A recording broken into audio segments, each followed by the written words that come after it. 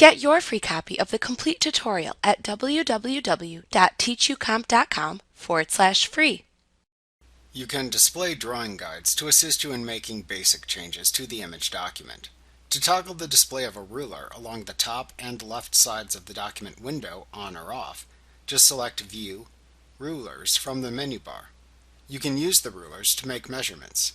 To change the origin point or 0 point and where it is located on the rulers, click and drag from the upper left corner of the ruler down and to the right. Wherever you release the mouse pointer is where the origin point of the rulers will then be located.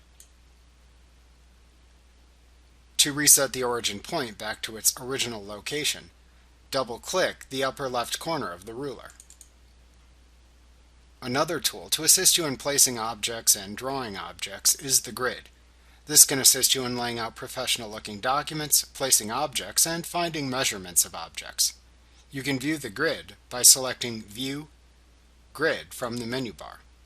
This is also the same command that you can use to turn this feature off.